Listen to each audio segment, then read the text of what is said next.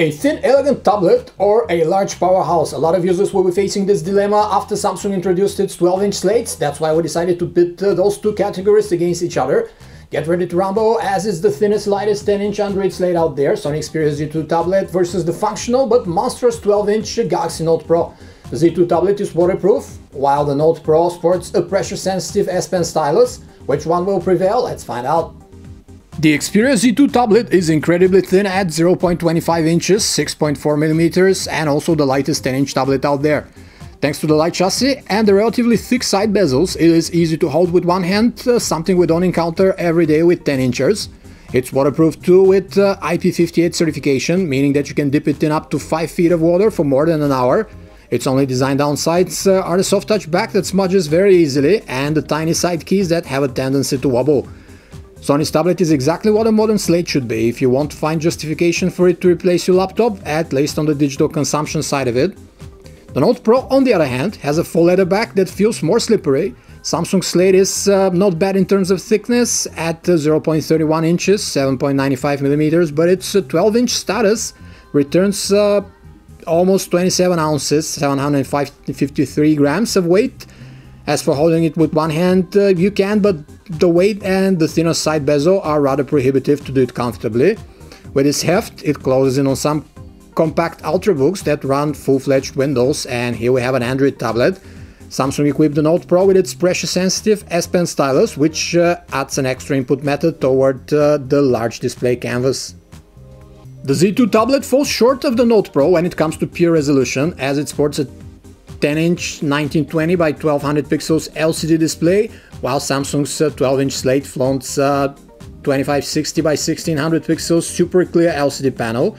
The Note Pro's display, however, uses a different matrix called Diamond Pixels, which effectively lowers the sub-pixel count.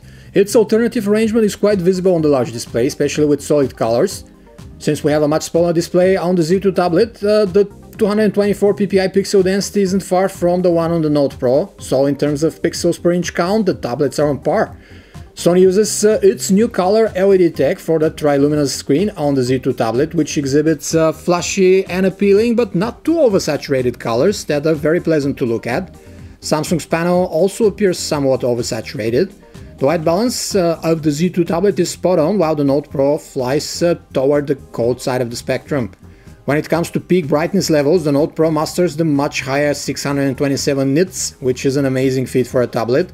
Compare that to the 417 nits of the Z2 slate, plus the annoyingly high reflectivity ratio of Sony's tablet, and the Note Pro immediately becomes the better display to use outdoors in sunlight, for example. The viewing angles on both tablets are very good, with barely a shift in display characteristics, even at more extreme angles. Samsung's new magazine UX is specifically tailored towards tablet usage, with large resizable panels that can host plenty of diverse social media, news, apps and scheduling content. It's a different, more structured take on Android's widget system that is more uniform to look at. Couple this with amazing multitasking modes that Samsung offers, like the multi-window mode that can split the screen in 4 independent sections for each app running, and Sony's Xperia UI pales in comparison.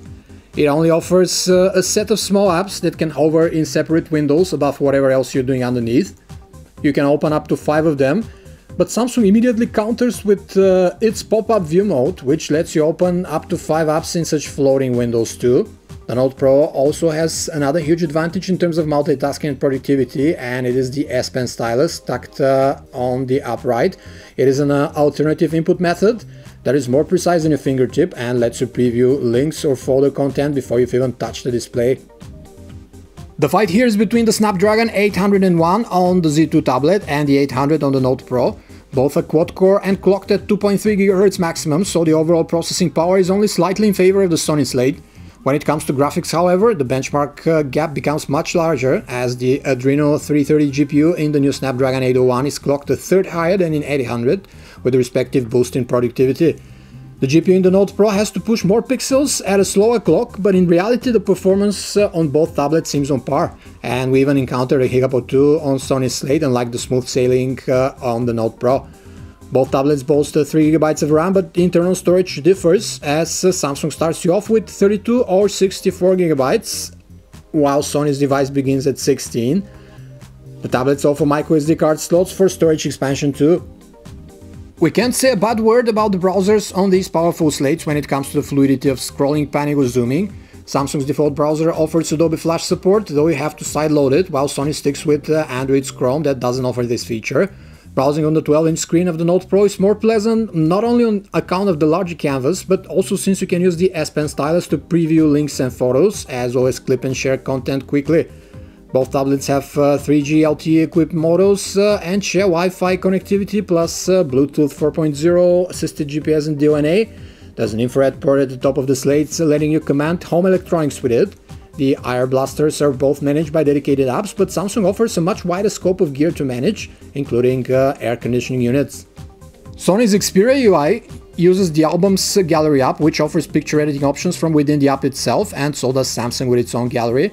The Note Pro has the stylus advantage though, making it much easier to crop, draw and annotate your pictures. Samsung also offers an easy split view gallery interface that lists the folders on the left and the content on the right for easier navigation. When it comes to music players, the Walkman branded one on the Z2 tablet is much more appealing in terms of design, with its stylishly categorized layout. Samsung's music player is very functional, with plenty of sound modes and equalizers too, but the interface is rather basic and already looks aging. Sony's S4 surround speakers are situated in 2x2 placement at the bottom of the tablet and produce one of the cleanest, fullest tablet sound output we've heard. The Note Pro has two strong stereo speakers as well, which don't sound as clear however. Despite it, Sony had to keep its speakers waterproof and to stuff them into a thinner slate. The Z2 tablet is graced with an excellent video player that plays anything thrown at it at 1080p resolutions even.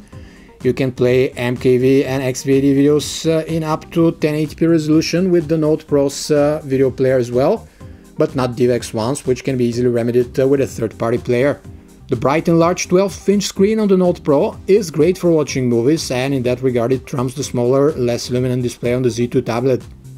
The tablets are equipped with 8-megapixel cameras, and Note Pro even throws in an LED flash in case you want to, carry it around at the Thanksgiving dinner and take pictures. Both offer plenty of scene options and color effects, including panorama and HDR modes. Sony's tablet is extremely fast to focus and take a picture, and the Xperia Auto mode has become very precise at guessing the scene in front. Note Pro features minimum shutter lag as well, but is a bit slower to focus. The photos from both tablets come out nice, with amount of detail akin to their 8-megapixel resolutions. The slates oversaturate the colors a bit so that they look more pleasing than the actual scene, but don't overdo it to the point of yuckiness. When you shoot contrasting scenes with them, like against a sky background for example, we'd recommend to use the rich tone or HDR modes, as otherwise the pictures come out underexposed on both. The slates record a 1080p video with fluid 30 frames per second inside and out, which looks more appealing from the Z2 tablet. Because it oversaturates the scene a tad more and has a very good sound recording.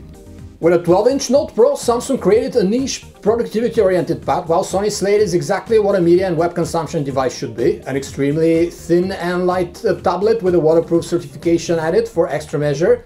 Both tablets feature high-resolution displays and fast processors, but after you've lugged around the Note Pro, you'd think twice whether to pay its significant price premium, $700 versus $500 over the Z2 tablet. It offers more productivity options than the Sony tablet, thanks to features like the multi-window mode and the S Pen stylus, plus a much longer battery life. The minute you grab the thinnest, lightest 10-inch tablet out there, however, most other slates in the Android world start to pale in comparison, including a certain huge and expensive 12-inch tablet. This was Daniel from PhoneArena with a comparison between the Sony Xperia Z2 tablet and the Samsung Galaxy Note Pro. For more information about these and other slates, you can visit us at PhoneArena.com. Thanks for watching.